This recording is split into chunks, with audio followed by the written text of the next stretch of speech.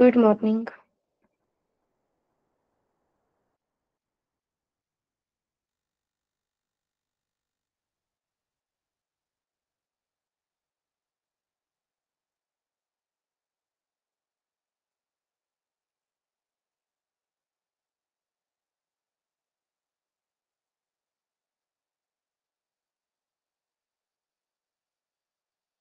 Good morning everyone.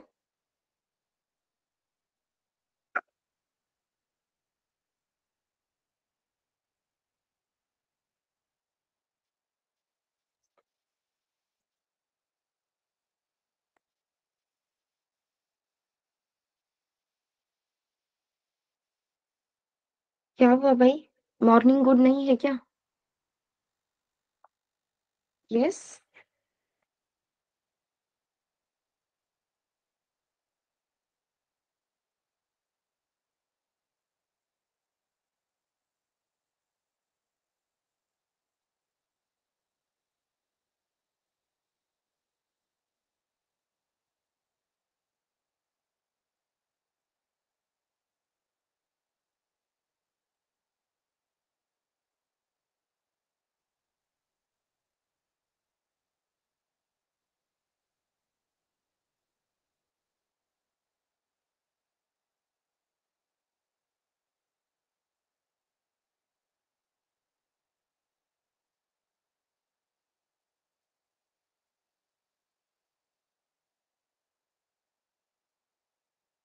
Morning everyone. I hope सबकी morning good है। नहीं या नहीं?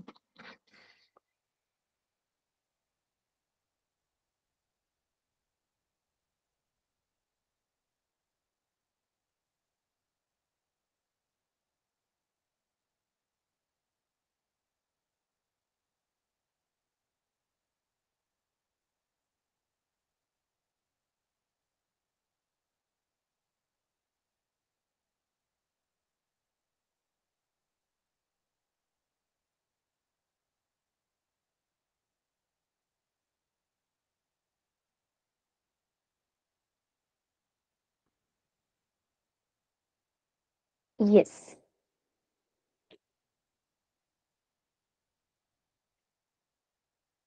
तो लूप की प्रैक्टिस की है everyone? For loop, while loop?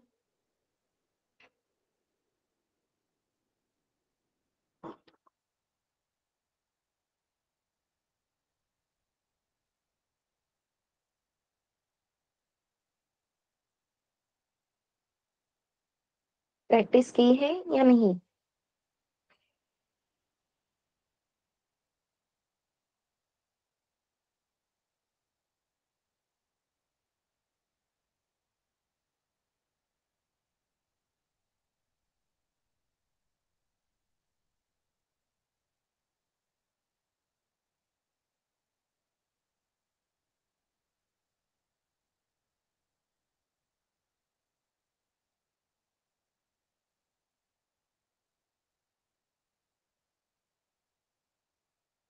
Simple question किया है। फॉर लूप और व्हाइल लूप की प्रैक्टिस आप लोगों ने की है या नहीं?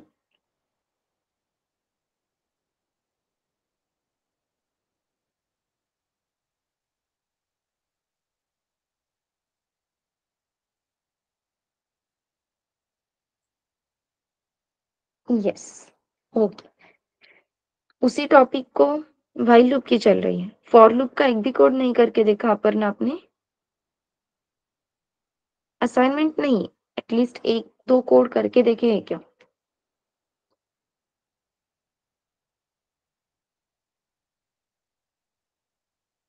एक टिप हमेशा ध्यान में रखना, ठीक है? आई नो कि असाइनमेंट बड़ी थी, तो व्हाइल लूप की हेल्प से करने के लिए टाइम लग रहा है, राइट? 10 क्वेश्चंस है तो 10 क्वेश्चंस व्हाइल लूप से कवर करने के लिए टाइम लग रहा है। और आपकी वो असाइनमेंट कंप्लीट भी नहीं हुई और उसी टाइम पे मैंने आपको फॉर लूप भी बता दिया। तो अगर आपके प्रीवियस टॉपिक के असाइनमेंट चल रहे हैं और आपको एक नया टॉपिक इंट्रोड्यूस होता है, तो हमेशा ध्यान में रखना, जो भी नया टॉपिक इंट्रोड्यूस हुआ है आज के दिन, पहले एक क्वेश्चन, 1 या 2 क्वेश्चन उस टॉपिक के बेसिस पे करके देखो। तब आपको क्लियर होगा कि आज जो टॉपिक हुआ वो आपको क्लियर है या नहीं। तब आपको पता चलेगा कि लैब में हमें डाउट्स क्या पूछने हैं, ठीक है? अभी पहले वाला ही हुआ नहीं है, इसलिए हमने आगे का किया ही नहीं। ऐसे अगर करते बैठोगे ना, तो फिर जो टॉपिक आपके मिस हुए, मतलब मिस नहीं हुए हैं, लेकिन वो मिस होते जाएंगे। व्हाइल लूप की प्रैक्टिस होगी, फिर फॉर लूप आपको समझने के लिए टाइम लगेगा। ऐसे मत करो, ठीक है? तो इट्स अ रिक्वेस्ट, जिस दिन आपको जो भी नया टॉपिक पढ़ाया जाएगा, पहले 1 या 2 क्वेश्चन उस टॉपिक पे बेसिस पे करो, उस टॉपिक के सारे डाउट्स क्लियर कर लो और फिर से आप पीछे जाके अपने जो असाइनमेंट्स थे, उन असाइनमेंट्स को कंप्लीट करते-करते आगे चलो, ठीक है?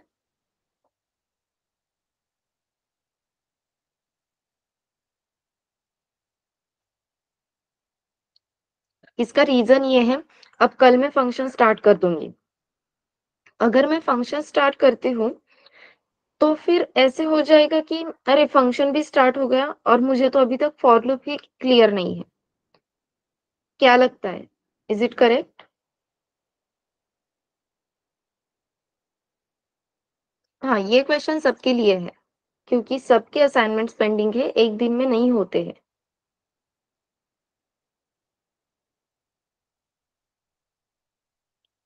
ठीक है?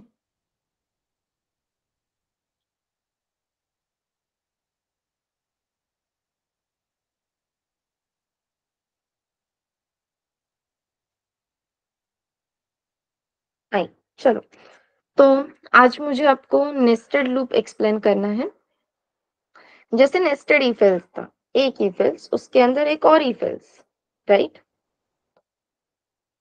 वैसे ही एक लूप के अंदर एक और loop, this is nothing but nested loop.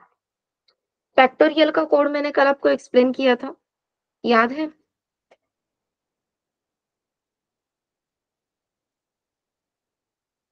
आप सबने ट्राई किया है फैक्टोरियल, एवरीवन?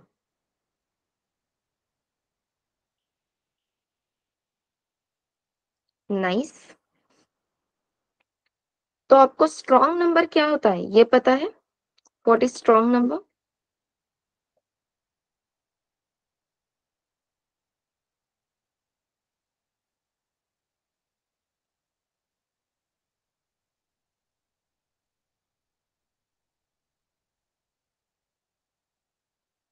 ओके, आपकी जो थर्ड असाइनमेंट है उसके कितने क्वेश्चन सॉल्व हुए हैं आपके?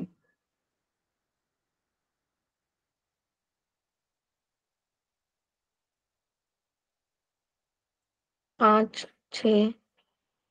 ओके,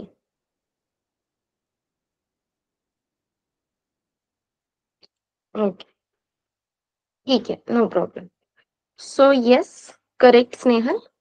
तो 145 is one of the strong number. क्यों है? 145 में से हमें हर एक डिजिट को सेपरेट करना है। 1 को अलग करना है, 4 को अलग करना है और 5 को भी अलग करना है, ठीक है? डिजिट सेपरेशन कैसे करते हैं ये हमें पता है।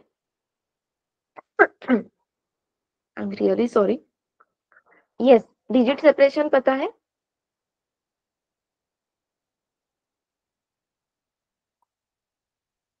नहीं नहीं, कैसे करना है वो मत बताओ, कैसे करते हैं वो पता है आपको? सबको क्लियर है? Correct. So one by one आपको इस 145 के हर एक डिजिट को सेपरेट करना है। तो जैसे 5 सेपरेट होता है, आपको 5 का फैक्टोरियल फाइंड आउट करना है। अब पता है हमें फैक्टोरियल कैसे फाइंड आउट किया जा सकता है? 5 का फैक्टोरियल फाइंड आउट करो, देन 4 का फैक्टोरियल फाइंड आउट करो, आफ्टर दैट 1 का फैक्टोरियल फाइंड आउट करो और इन फैक्टोरियल्स की आपको एडिशन करनी है। Okay, so addition of factorials of each digit present in your number is exactly equals to, अगर आपका नंबर है then that number is known as strong number। जैसे कि 1 का फैक्टोरियल है 1, फोर का फैक्टोरियल है, फोर थ्री ज़ा 12, 12 टू ज़ा 24 एंड फाइव का फैक्टोरियल है 120। सो टोटल एडिशन कितनी आ गई यहाँ पे? 145। क्लियर है? So addition of factorials is exactly equals to, अगर आपका नंबर है तो आपको क्या, आप क्या कह सकते हो? Yes, given number is what? Given number is strong number. Perfect. So strong number का कोड देखें एक बार, कैसे करना है।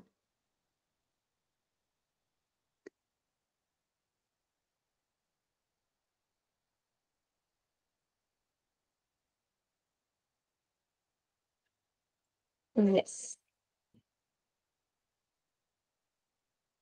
आई एम रियली सॉरी, ये सर्दी अचानक से कहाँ से आती है ना, पता नहीं चलता। हाँ, सो लेट अस स्टार्ट। सबसे पहले मुझे बताओ, अगर मुझे नंबर सेपरेट करने हैं, one by one digit separate करना है, तो मैं सिंपल कोड लिखूं या लूप की हेल्प से लिखूं?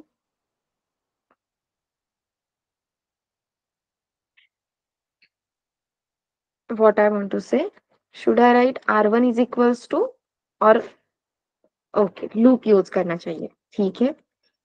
तो व्हाइल लूप यूज करूं? यस। अब इस व्हाइल लूप में कंडीशन क्या रहेगी?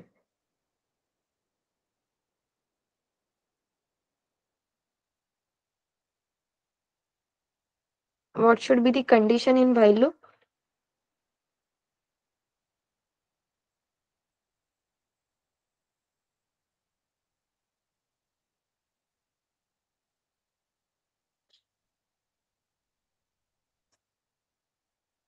नम not equals to zero. Correct.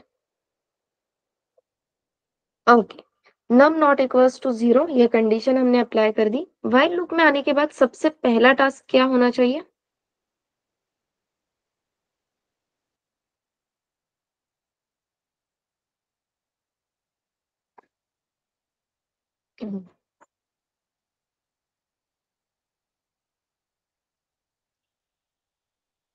Separate the number. Perfect. हमें क्या करना है? डिजिट सेपरेट करना है। कैसे करेंगे? With the help of num mod 10। So num mod 10 की हेल्प से डिजिट सेपरेट करके मिलेगा।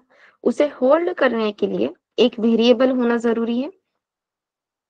सो reminder is equals to number mod 10। यहाँ पे हम रिमाइंडर डायरेक्टली यूज कर रहे हैं, दैट मीन्स पहले ये रिमाइंडर कहीं पे तो डिक्लेयर होना चाहिए। परफेक्ट। देन नेक्स्ट स्टेप क्या होनी चाहिए? What should be the next step? Print F. क्यों?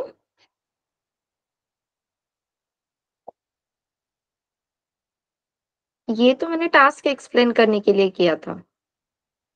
तो प्रिंट एफ की हेल्प से क्या होगा? रिमाइंडर फाइंड आउट करने के बाद next step will be original number को मॉडिफाई करना। हर्षदा, 145 का 146 हो जाएगा, इज इट करेक्ट?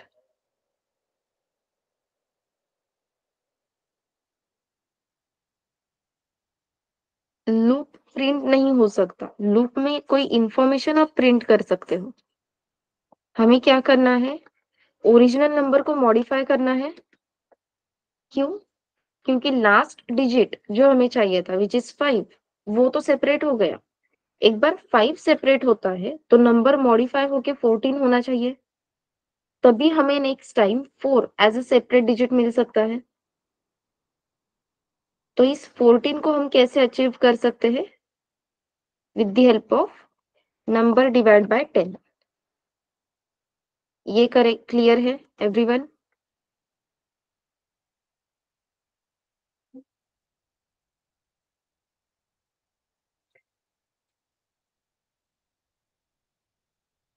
यस। अब ऐसे सोचो कि आप सम ऑफ डिजिट के लिए कोड लिख रहे हैं, तो नेक्स्ट स्टेप क्या रहेगी? अज्यूम करो आप सम ऑफ डिजिट का कोड लिख रहे हो, तो नेक्स्ट स्टेप क्या रहेगी?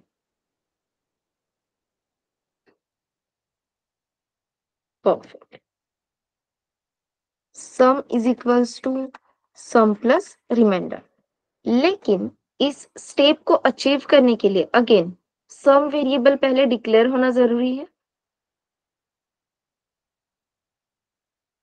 यस। तो सम वेरिएबल सिर्फ डिक्लेयर करना है या उसे इनिशियलाइज करना है? परफेक्ट। Sum equals to 0। ये रीजन सबको क्लियर है एवरीवन? Okay fine. अब शांति से इस कोड को देखो। यहाँ पे आप क्या कर रहे हो? सम ऑफ डिजिट्स, राइट? अगर आपको स्ट्रॉन्ग नंबर चाहिए तो आपको क्या करना है? सम ऑफ फैक्टोरियल्स, करेक्ट? कौन से नंबर्स के फैक्टोरियल्स फाइंड आउट करने हैं? 5, 4, 1। ये सारे नंबर आपको इस लूप में कौन से वेरिएबल के थ्रू मिल सकते हैं? One by one. पहले 5, देन 4, देन 1। ये नंबर्स आपको इस पूरे 3 लाइन में से कौन से वेरिएबल के थ्रू मिल सकते हैं? रिमाइंडर। तो इसका सिंपल मीनिंग क्या है? आपको फैक्टोरियल फाइंड आउट करना है। कौन से नंबर्स का? इस रिमाइंडर का। ओके? यस। तो फैक्टोरियल अगर आप फाइंड आउट करने वाले हो तो फैक्टोरियल स्टोर करने के लिए एक वेरिएबल होना जरूरी है। तो इस लूप में हम एक वेरिएबल डिक्लेयर करेंगे, इंटीजर फैक्ट, और उसे इनिशियलाइज करेंगे 1 से। ओके? अब फैक्टोरियल का जो एल्गोरिदम है ये सबको याद है। फाइल रिमाइंडर वेरिएबल का फैक्टोरियल आपको फाइंड आउट करना है। रिमाइंडर वेरिएबल कुछ भी हो, 5, 4, 3, कहाँ तक जाना चाहिए? कंडीशन क्या होनी चाहिए यहाँ पे?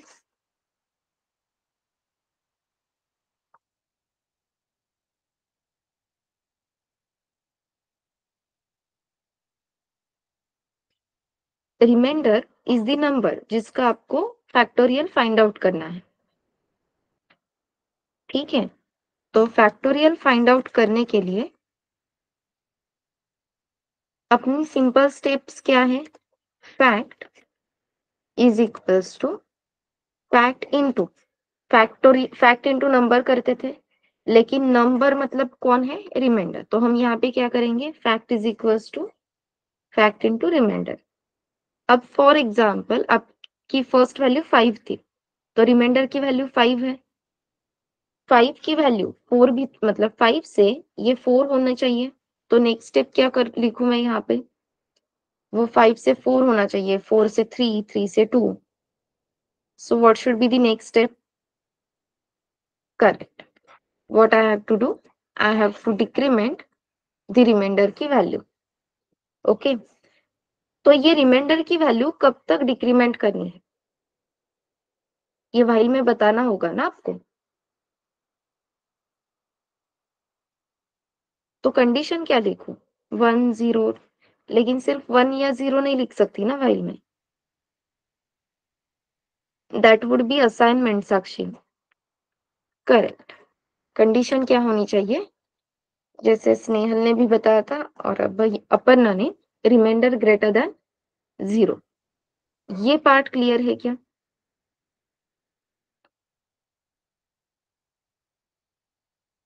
Yes.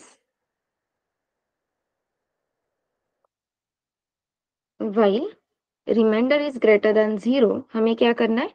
Factorial is equals to factorial into remainder. Remainder को डिक्रीमेंट करेंगे। ये सब क्यों चल रहा है? क्योंकि अभी के लिए रिमाइंडर इज द नंबर जिसका हमें फैक्टोरियल फाइंड आउट करना है। ये वाला पार्ट क्लियर है एवरीवन?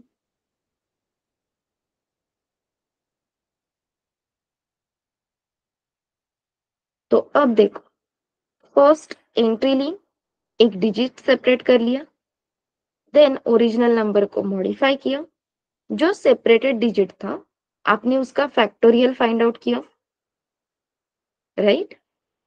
पहले आप सम ऑफ डिजिट करते थे और अब आपको क्या करना है? सम ऑफ फैक्टोरियल। तो इस स्टेटमेंट में क्या चेंज होगा ज़रा बता सकते हो?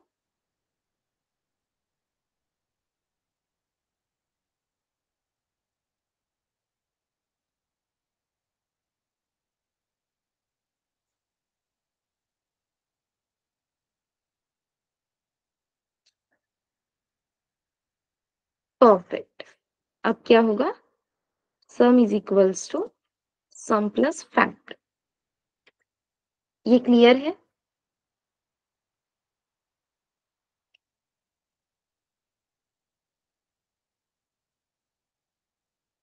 दो चीजें अगर आप एक दूसरे के साथ कंपेयर करते हो, तो क्वेश्चन समझने के लिए और लॉजिक लगाने के लिए आसान होता है।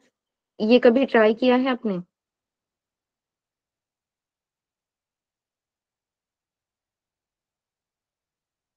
यस और नो?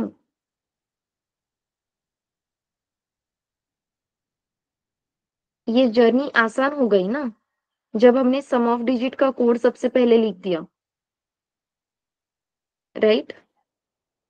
तो जब भी आप कोडिंग कर रहे हो ना, तो लॉजिक लगाने के लिए बहुत सारी चीजें कंपेयर करने की भी जरूरत लगती है।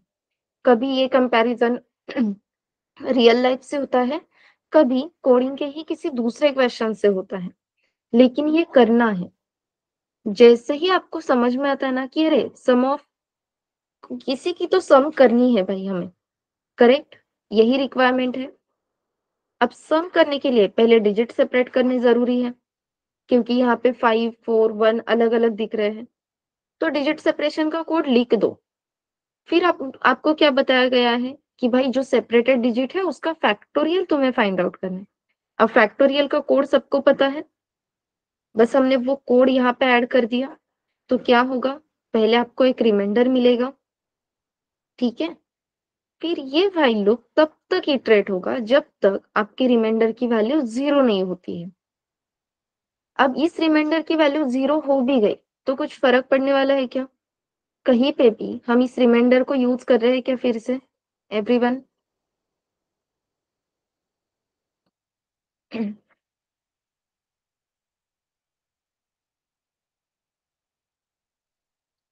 कहीं पे भी इस रिमाइंडर वेरिएबल को आप यूज कर रहे हो क्या?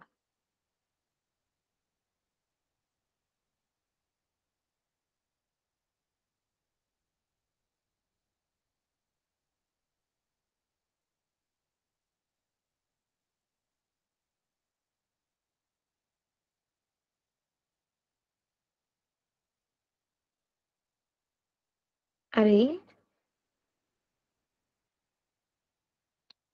वहां पे तो आपको डिजिट सेपरेट करके मिला ना अपर्णा। वो डिजिट सेपरेट करेंगे तभी उसका फैक्टोरियल फाइंड आउट कर सकते हैं ना। हाँ, तो ये रिमाइंडर अगर डिक्रीमेंट होते होते 0 हो जाता है, तो इसकी वजह से कोई नुकसान है क्या?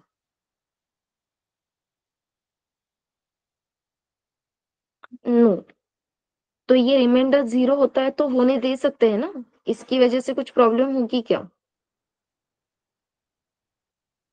नहीं। क्लियर है?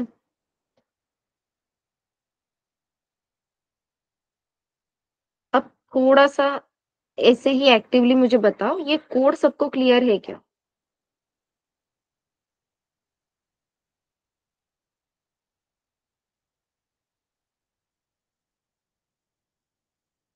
यस। तो लॉजिक देख के जो ये कैसे करेंगे, ये वाला बड़ा क्वेश्चन मार्क था, वो अब रिलैक्स हो गया। हाँ, तो समझने दो ना मुझे कि आपके लिए भी वाव मोमेंट है और आपको समझ में आ रहा है। कुछ तो मुझे समझने दो। रिएक्शंस ही नहीं दोगे तो कैसे पता चलेगा मुझे? एक मोमेंट के लिए ऐसे लगा कि मैं बता रही हूँ कि हाँ, ये इतना आसान है, आप ऐसे कंपेयर करो और कुछ भी रिएक्शन नहीं थी, मैं ऐसी थी, शायद ये सिर्फ़ मुझे ही आसान लग रहा है और आप में से किसी को भी कुछ भी समझ में नहीं आया। ऐसा कुछ नहीं है ना?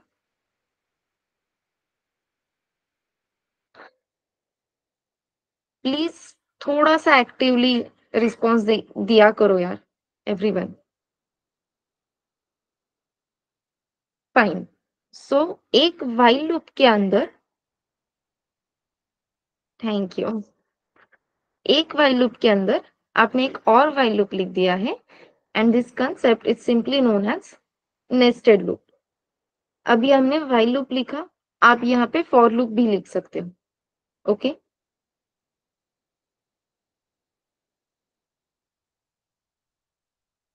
फॉर लूप अगर आप फैक्टोरियल के लिए यूज करोगे और भी आसान हो जाएगा। कैसे? फॉर, अब जो रिमाइंडर है, रिमाइंडर की वैल्यू तो अपने पास पहले से है, तो इनिशियलाइजेशन के लिए कुछ भी नहीं, तो वो पार्ट एम्प्टी छोड़ दो। सेमीकोलन के बाद कंडीशन आएगी। कंडीशन क्या है? Remainder should be greater than 0। और इस स्टेप तक पहुंचने के लिए हमें क्या करना है? रिमाइंडर को डिक्रीमेंट करना है। अगर आप रिमाइंडर डिक्रीमेंट ये ऑपरेशन लूप में ही लिख देते हो, तो यहाँ पे लिखने की जरूरत ही नहीं। सो एक ही लाइन में ये काम हो जाएगा। ठीक है। अब इस व्हाइल लूप को कंप्लीट करते करते आप मुझे बताओ नम वेरिएबल की एग्जिट वैल्यू क्या रहेगी? What will be the exit value of num variable? 0। और स्ट्रॉन्ग नंबर के लिए हमें क्या कंपेयर करना था? Original number plus some.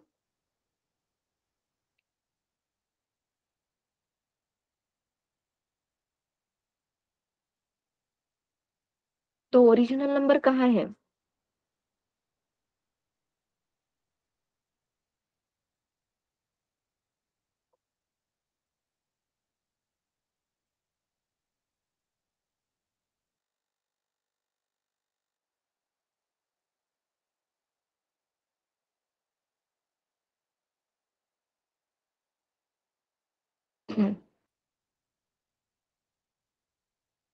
Original equals to sum. Perfect. तो हमें क्या करना होगा? टेम्पररी नंबर लेना होगा। सो सेकेंड लाइन पे integer temp is equals to num. तो जो भी नंबर है अपना, ये टेम्पररी वेरिएबल में हम स्टोर करके रखेंगे और फिर ये व्हाइल लूप यहाँ पे कंप्लीट होने के बाद हमें क्या करना है? If temporary is exactly equals to, ये चीज ध्यान में लेनी है, एग्जैक्टली इक्वल लिखना है। गलती से यहाँ पे लिख देते हो टेम्प इक्वल्स टू सम और सब गड़बड़ हो जाती है। फिर कोई भी नंबर दो, आपको आंसर क्या मिलेगा?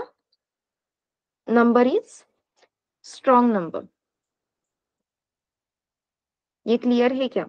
इक्वल्स टू और डबल इक्वल्स टू कितना बड़ा डिफरेंस लेके आता है। हाँ, तो ये नॉर्मल कहते समय भी आपके दिमाग में फिट होना चाहिए, मतलब कहना ही ऐसे है कि वो दिमाग में फिट हो जाए। Temporary is exactly equals to sum, ये अलग बात है, और टेम्पररी इक्वल्स टू सम ये अलग बात है। ठीक है। इक्वल्स टू बोलेंगे तो असाइनमेंट आएगी, एग्जैक्टली इक्वल बोलोगे तब कंपैरिजन आएगा। So temporary number is exactly equals to, अगर आपकी सम है तो क्या प्रिंट करना है? Percent d is a strong number. फिर परसेंट डी की वैल्यू हमें कहाँ से मिलेगी? टेम्पररी से, क्योंकि जो ओरिजिनल नंबर था वही पे स्टोर है। एंड देन एल्स, एल्स में भी अगेन सेम प्रिंटफ का स्टेटमेंट आएगा। बस हमें यहाँ पे क्या लिखना है? Percent d is not a strong number. Perfect. Okay.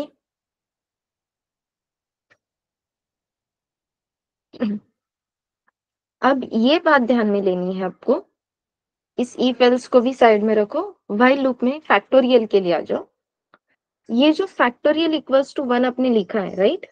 ये आप लूप के बाहर भी लिख सकते थे, इस व्हाइल लूप के बाहर, जहां पे अपने सारे वेरिएबल्स लिखे हैं, करेक्ट? जब मैं सब वेरिएबल्स यहाँ पे डिक्लेयर कर रही थी, फिर मुझे फैक्ट वेरिएबल यहाँ पे डिक्लेयर करने की कोई जरूरत थी क्या? नहीं, मैं सिंपली यहीं पे लिख सकती हूँ फैक्ट इज इक्वल्स टू 1, तो यहाँ से एक लाइन कम हो जाती।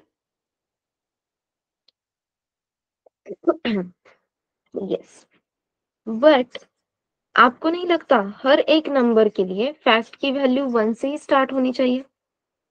व्हाट आई वांट टू से, आपने फैक्टोरियल फाइंड आउट कर लिया पहले 5 का, तो फैक्टोरियल की वैल्यू क्या रहेगी?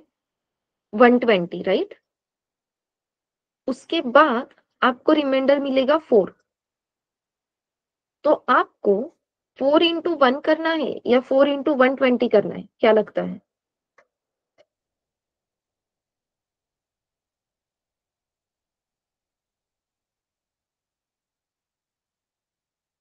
4 इंटू 1, लेकिन जब आपके पास पहले रिमाइंडर की वैल्यू 5 थी, ठीक है, तो 5 के लिए आपने फैक्टोरियल फाइंड आउट किया ना, तो फैक्टोरियल फाइंड आउट करते करते इस फैक्ट वेरिएबल की वैल्यू क्या हुई होगी? 120। यस, सो नेक्स्ट टाइम जब आपको रिमाइंडर मिलेगा 4, तो यहाँ पे 120 इंटू 4 नहीं हो जाएगा?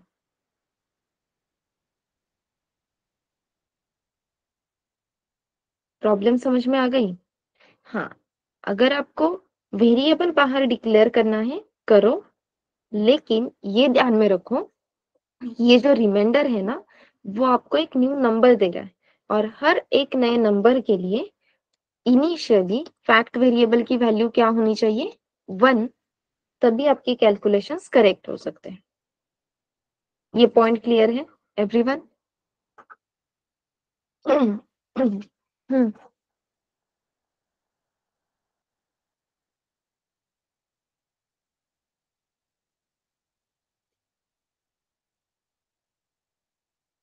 ओके, आई।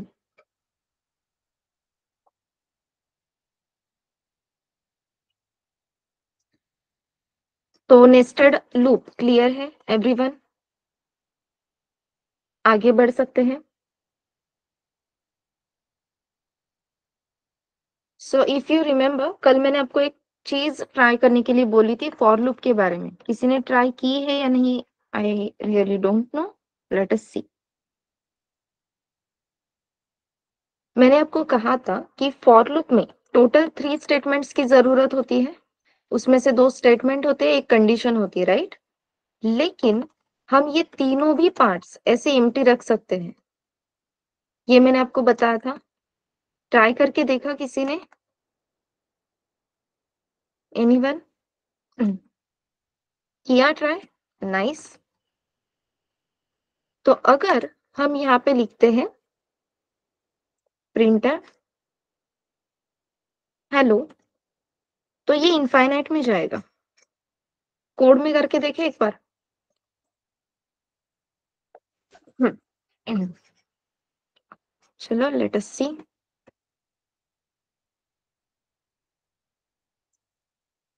सिंपल कोड है, वॉइड मेन,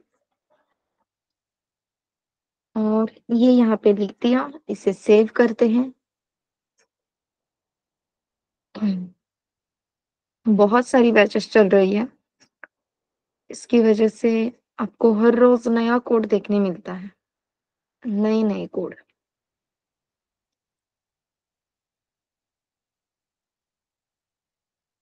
तो कंपाइल किया, कंपाइल करने के बाद वार्निंग आएगी क्योंकि हमने हेडर फाइल इंक्लूड नहीं की। Now if we execute this, as you can see, infinite में चला गया।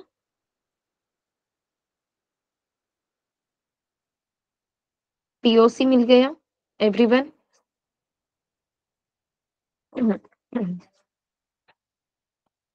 यस, लेकिन यहीं पे अगर आप व्हाइल लूप लिखते हो विदाउट कंडीशन, सो मैंने लिखा while opening closing round bracket, कुछ भी मेंशन नहीं किया, सिंपल सेव करते। और अब अगर कंपाइल करेंगे तो वो क्या बोलेंगे, एक्सपेक्टेड एक्सप्रेशन बिफोर टोकन। तो यहाँ पे उन्हें कंडीशन, कंडीशन मतलब एग्जैक्टली क्या चाहिए उन्हें उन्हें चाहिए इंटीजर वैल्यू। जैसे ही मैं यहाँ पे लिख देती हूँ 1, तो एरर चला गया।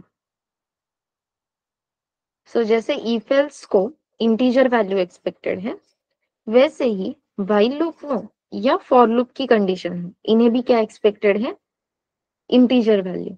और अपने सारे operators in return integer values ही रिटर्न करते हैं। ये पॉइंट क्लियर है? यस।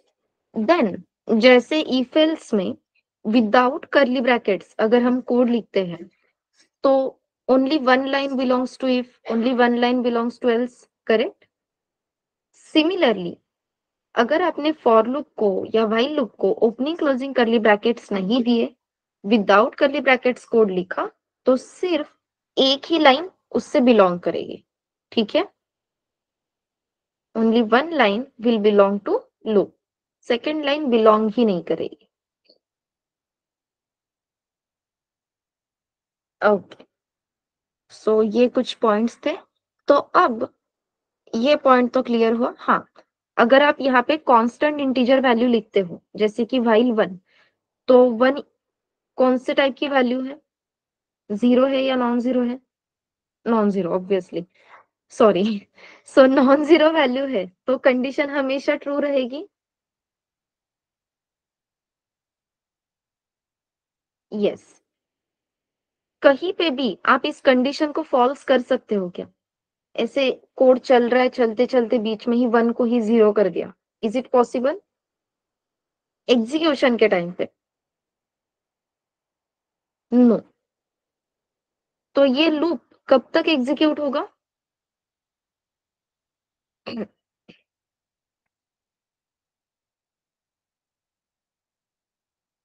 परफेक्ट। तो अगर आप कोई भी नॉन जीरो वैल्यू इस वाइल में देते हो, हार्ड कोडेड, तो ये इनफाइनाइट तक जाएगा। क्लियर है?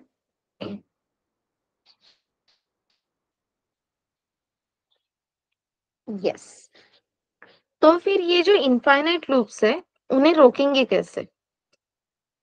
तो इन इनफाइनाइट चलने वाले लूप को रोक सकता है एक बंदा, which is known as break.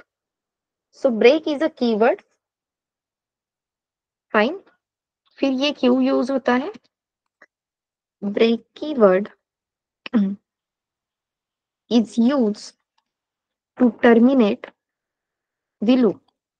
Loop को टर्मिनेट करने के लिए ये कीवर्ड यूज होता है। दैट मीन्स जिस भी लाइन पे आपको ब्रेक, मतलब आप इस ब्रेक कीवर्ड के साथ आपकी भेंट होती है, आप मिलते हो, वही से आपका लूप टर्मिनेट होगा, आप डायरेक्टली लूप से एग्जिट करोगे। ठीक है?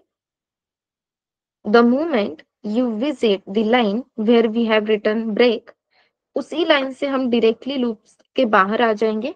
फिर इस ब्रेक के बाद आपने कुछ लिखा है जैसे कि प्रिंटफ फर्स्ट बिट सॉल्यूशंस। ठीक है? तो अब प्रोसेसिंग कैसे होगी? आपने कंडीशन नहीं दी है तो by default for loop true है, तो आप लूप में एंटर करोगे। फर्स्ट लाइन पे हम हेलो प्रिंट कर देंगे, हेलो प्रिंट होगा। नेक्स्ट लाइन पे आपने लिखा है ब्रेक, ब्रेक का मीनिंग क्या है, टर्मिनेट द लूप। तो लूप से एग्जिट करो। लूप से अगर आप एग्जिट करते हो इमीडिएटली, तो 8 नंबर पे जो लाइन लिखी है प्रिंटफ फर्स्ट बिट सॉल्यूशंस, इसे आप कभी विजिट ही नहीं कर पाओगे। Late us see the output. तो आप यहाँ पे देख सकते हो सिर्फ हेलो प्रिंट हुआ, फर्स्ट बिट सॉल्यूशंस प्रिंट हुआ क्या? नहीं। Okay,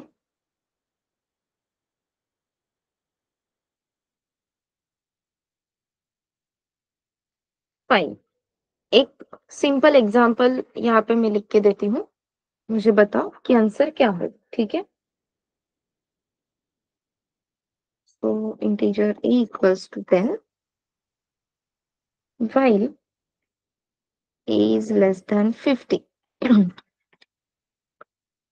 If a is greater than 10, तो यहाँ पे हमें प्रिंट करना है printf %d और a की वैल्यू, यहाँ पे मैंने अप्लाई किया ब्रेक, इसके बाहर मैंने लिखा है a plus plus.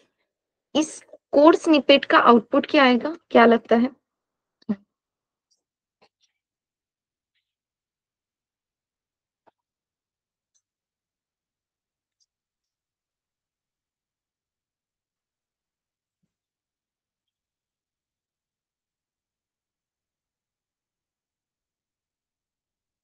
Okay.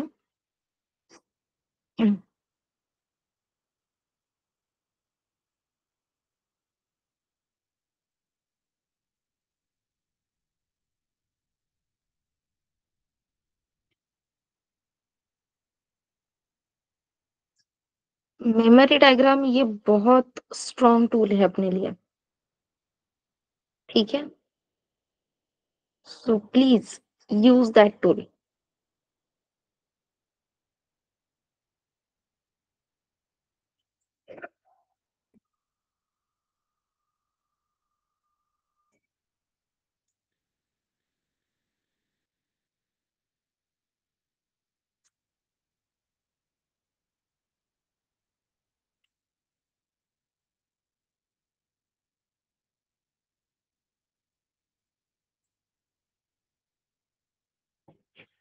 Okay Sharayu, 10 print होगा। ओके।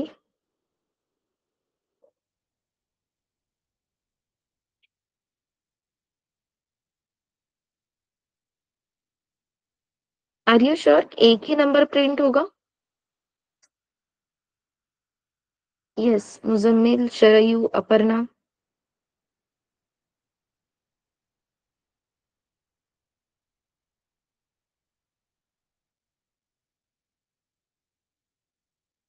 हाँ, already a is equals to 10 है, तो फिर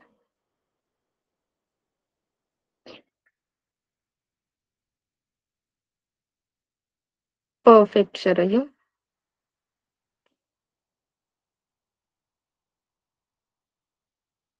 मुजम्मिल, जल्दबाजी मत करो, शांति से कोड देखो पहले, कंडीशन समझ लो। आप लेस देन और ग्रेटर देन में बहुत बार गड़बड़ कर रहे हो, उस पे काम करना है, ठीक है?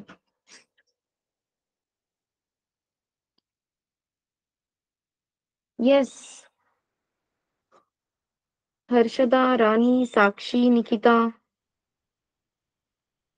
सिद्धांत, विष्णु, अभिषेक, सुषमा, आंसर्स देने हैं everyone. Snehal.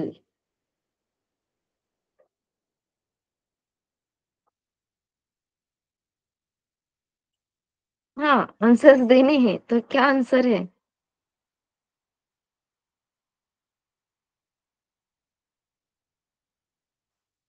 Okay Vishakha.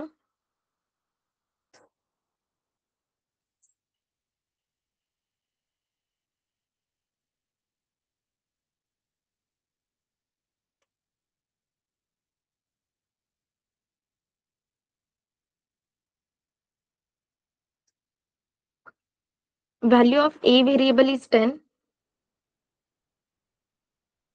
Okay.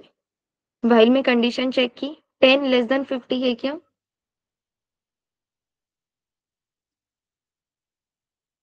10 less than 50 है, तो लूप में एंट्री करेंगे।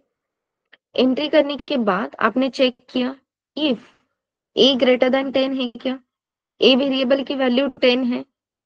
10 ग्रेटर देन 10 कंडीशन क्या है, ट्रू और फॉल्स?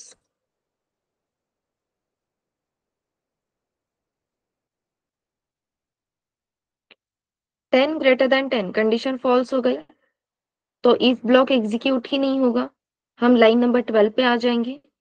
अब a वेरिएबल की वैल्यू इंक्रीमेंट होगी। Now value of a will be 11। Again हम चेक करेंगे 11 ग्रेटर देन 50 है क्या? यस। फिर हम चेक करेंगे 11 ग्रेटर देन 10 है क्या? 11 is greater than 10?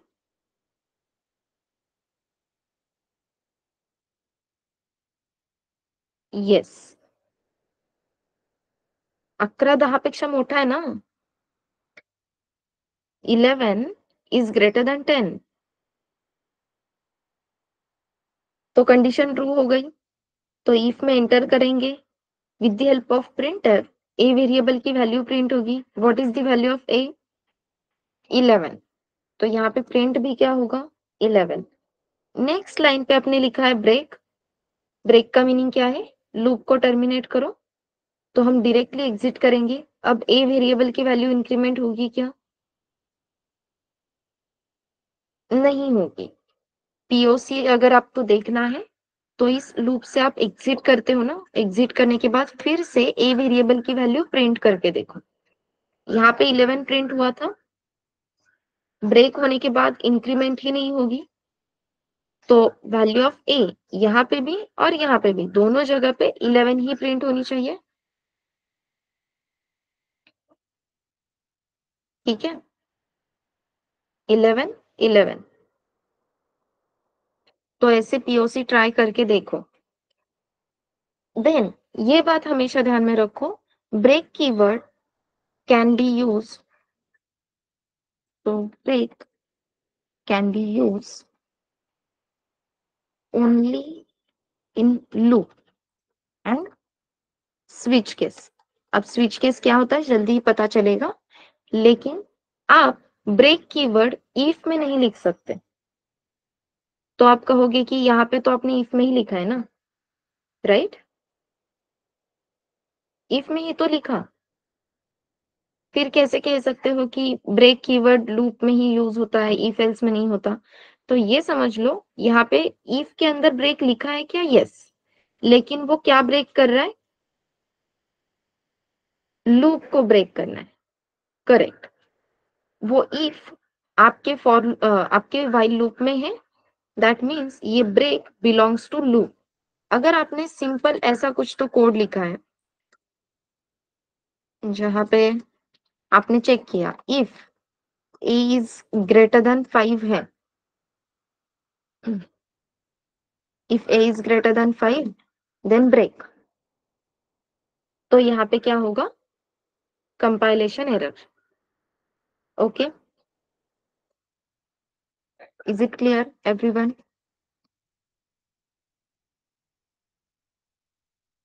Yes. So it will give compilation error.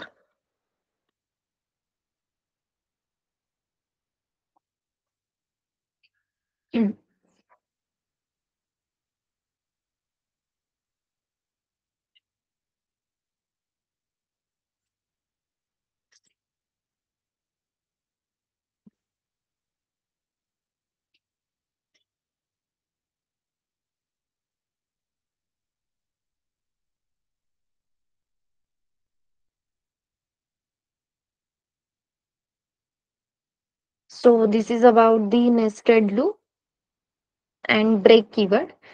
अब ब्रेक मैंने एक्सप्लेन किया है. कंटिन्यू इस कीवर्ड को आपको एक्सप्लोर करना है, चेक करना है कंटिन्यू कीवर्ड क्यों यूज होता है. ठीक है. जैसे ब्रेक है, सिमिलरली ऐसे ही एक और कीवर्ड है known as continue. Again continue keyword is only use with loop. यहाँ पे आप at least break keyword switch case के साथ तो यूज कर सकते हो, लेकिन जो कंटिन्यू कीवर्ड है वो सिर्फ और सिर्फ लूप के साथ ही यूज होता है. हमें लगा इसलिए कहीं पे भी लिख दिया, ऐसे नहीं होता. और वहां पे कंपाइलेशन एरर आएगा. ठीक है. तो ये करोगे everyone? Okay. Nice. Function process याद है क्या सबको? एवरीवन?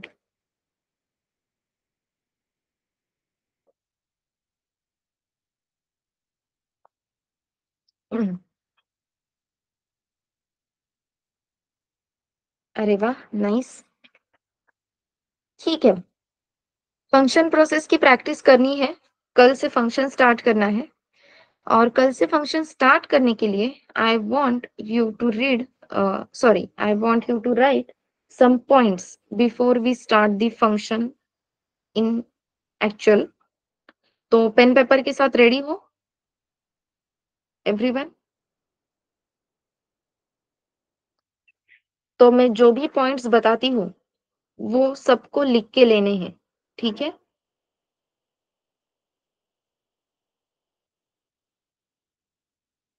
तो जब रेडी हो तो आर टाइप कर देना सो दैट मैं स्टार्ट कर दूंगी। Okay, nice. सो पहले तो हेडिंग दो फंक्शंस करके और वन बाय वन पॉइंट्स लिखना स्टार्ट कर दो। Every function call gets a new stack frame.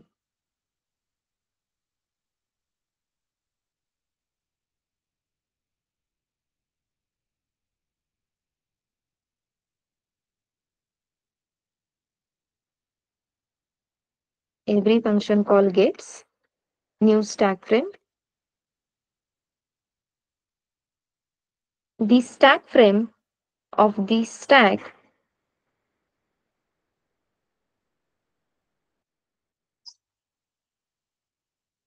the stack frame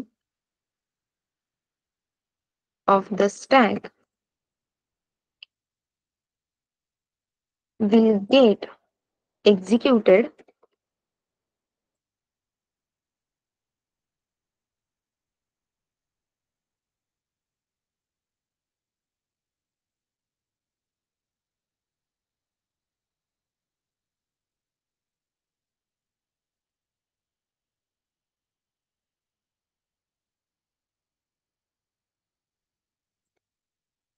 when we call the function.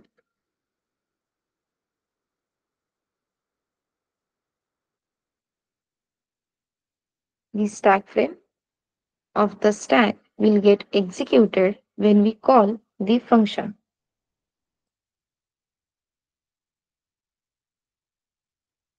The allocated stack frame of function get vanished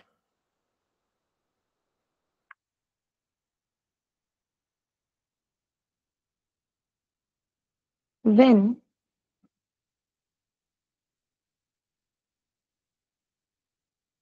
function execution is over.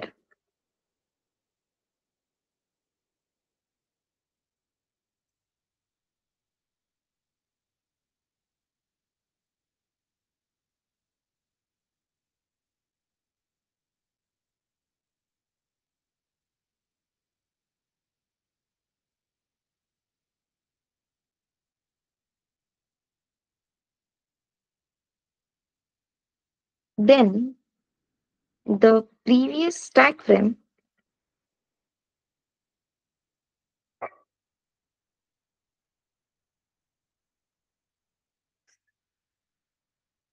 then the previous stack frame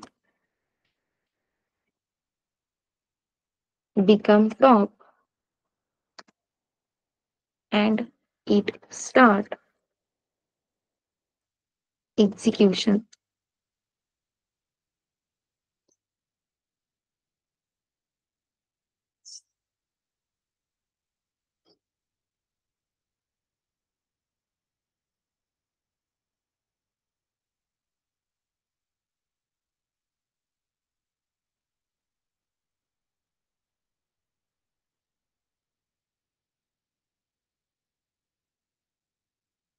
We can call the function from another function.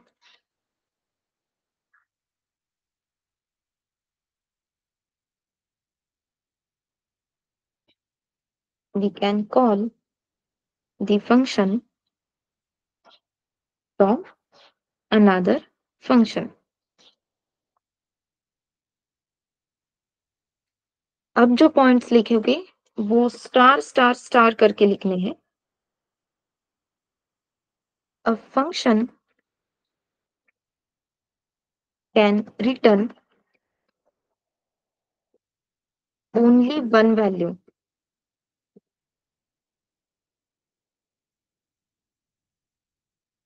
A function can return only one value।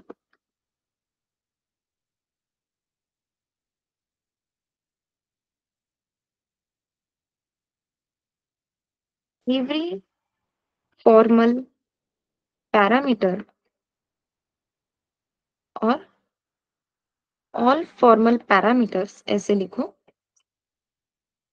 all formal parameters are always initialized।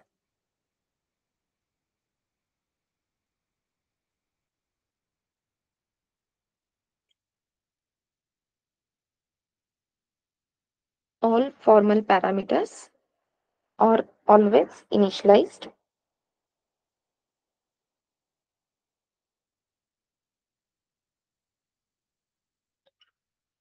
All formal parameters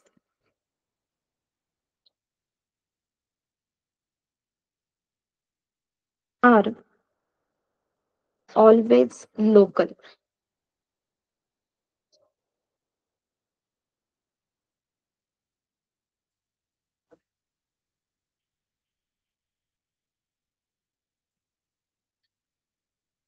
Second important point,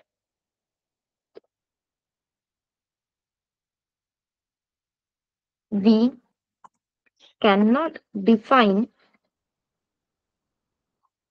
function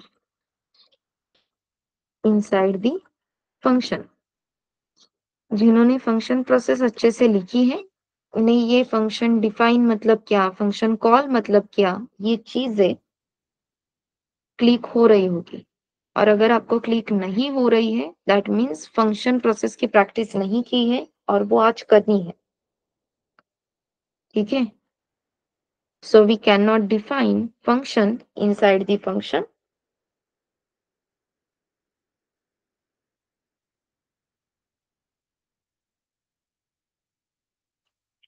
या इसे और specific कर दो, we can not define function inside the another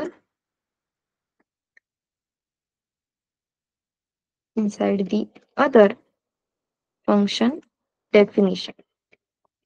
किसी और function definition के अंदर आप एक और फंक्शन की डेफिनेशन नहीं लिख सकते।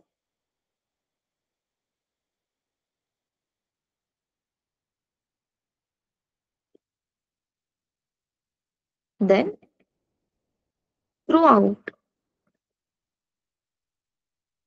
All programming languages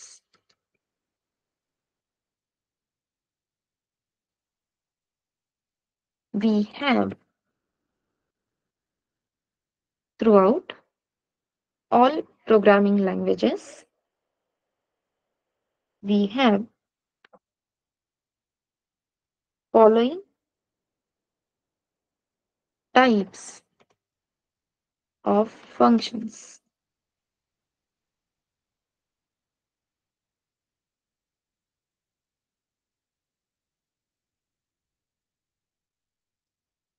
type one, without parameter with return type.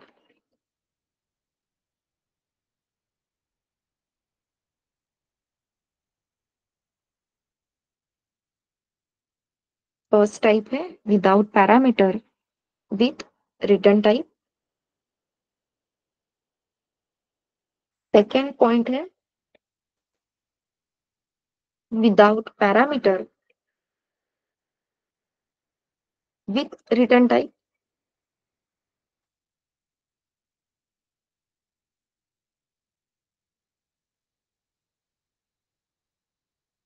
Third point है with parameter, without return type,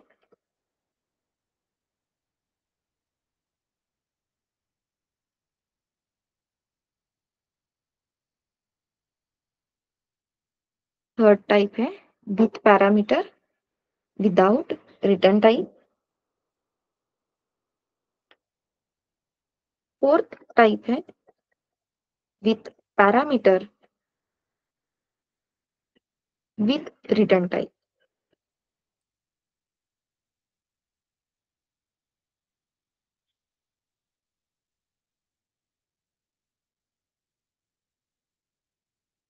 first and second same हो गए, yes I just realise that. First type is without parameter without return type, second type is without parameter with return type, third point is with parameter without return type, and fourth one is with parameter with return type. I'm extremely sorry. First type बस change करो, वहां पे without parameter without return type है.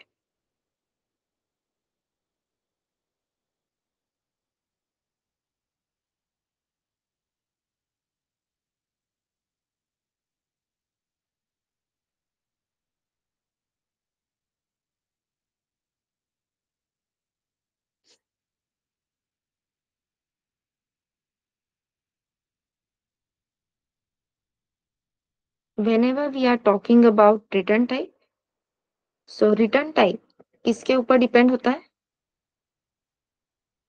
अगर function process की है तो immediately answer आ जाएगा. Return type is depends upon whom. No.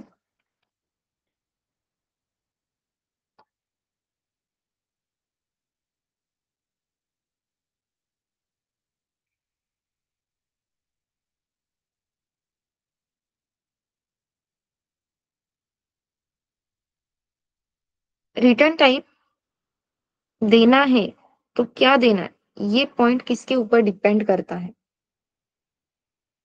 So yes, return type is depends upon the return statement, return value. Function declaration का यहाँ पे रोल ही नहीं है. फंक्शन प्रोसेस अच्छे से करो. डेटा टाइप का मैंने जिक्र भी नहीं किया था while explaining the return type, जितना मुझे याद है. Data types are important in parameter list. If you remember, function call, function definition, function declaration, हर जगह पे हमने लिखा था पैरामीटर्स इफ एनी. तो डेटा टाइप पैरामीटर्स के लिए एप्लीकेबल है. रिटर्न टाइप देना है या नहीं देना है तो क्या देना है is always depends upon the return statement, और we can say return value. Function process कल लेक्चर से पहले अच्छे से होनी चाहिए, तभी मैं फंक्शन स्टार्ट कर सकती हूँ. ये समझ लो, ठीक है? और अभी जो कुछ भी मैंने लिख के दिया है, ये आपको अभी तो आपने लिखा और 2 बार लिखना है कल लेक्चर से पहले. जब ये मल्टीपल टाइम्स लिखते हैं तभी इमीडिएट आंसर्स आते हैं, फटाक से आंसर्स आते हैं, तभी हम अच्छे से आगे जा सकते हैं विदाउट ब्रेकिंग द फ्लो. तो आपको लगता है नहीं 2 बार लिख के मेरा नहीं हो रहा है, 3 बार लिखो, लेकिन अभी जो थ्योरी लिखी है वो आपको रिपीटेटिवली 2 बार लिखनी है, ठीक है? हो सकता है इसमें से कुछ सेंटेंस का मीनिंग आज आपको समझ में नहीं आएगा व्हाइल राइटिंग, तो रहने दो, कल वो मैं एक्सप्लेन करूंगी. लेकिन व्हाइल एक्सप्लेनिंग अगर मैं कुछ टर्म्स ऐसे यूज करती हूँ, yes this function is calling that function, तो ऐसे नहीं होना चाहिए. इसका मीनिंग क्या है? फंक्शन कॉल मतलब क्या, वो पता होना चाहिए. हम एक फंक्शन को दूसरे फंक्शन से ही कॉल कर सकते हैं, ये पता होना चाहिए. हम एक फंक्शन के अंदर दूसरे फंक्शन को नहीं डिफाइन कर सकते, ये पता होना चाहिए. जो टर्म्स मैं यूज करूंगी वो समझ में आने के लिए आपको ये लिख के दिया है. तो आपको इसका मीनिंग पता है, आपको ये सब समझ में आ गया, ऐसा नहीं है. आई नो दैट कल मैं एक्सप्लेन करूंगी, लेकिन ये टर्म्स जो आज हमने देखे हैं वो पता होना जरूरी है. सो प्लीज मेक श्योर कि आप ये पूरा थ्योरेटिकल पार्ट आज 2 बार लिख रहे हो। Okay everyone?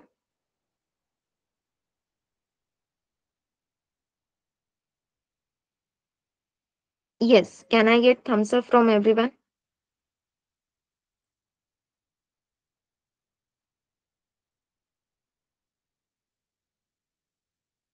Yes. Okay. Loop के असाइनमेंट्स पे अब फोकस करो। जैसे मैंने आपको कहा, अगर अपने टॉपिक्स आगे जा रहे हैं, तो जो नया टॉपिक हमने देखा है, उसका 1 से 2 एग्ज़ाम्पल्स खुद से करके देखो, तभी पता चलेगा आपको कहाँ पे डाउट है, आपको किस बात की क्लैरिटी नहीं है। वो जो भी टॉपिक आज हुआ है, उसी दिन उस टॉपिक से रिलेटेड जो भी डाउट्स आ सकते हैं आते हैं, वो आप लैब ट्रेनर से क्लियर कर लो। हाँ, प्रैक्टिस के टाइम आपको आगे भी डाउट आएँगे सेम टॉपिक पे, लेकिन जो इमीडिएट कांसेप्ट क्लैरिटी आती है ना, जिस दिन पढ़ा है उसी दिन, वो उस दिन अच्छे से आती है। 2 दिन के बाद जो आप देखोगे तो उससे अच्छा है कि आज ही देखो, तो आज आपको अच्छे से क्लैरिटी आ जाएगी। Yes. And on that note, anyone, any question? Stop करते बोलने वाली थी, लेकिन यस। Anyone, any question?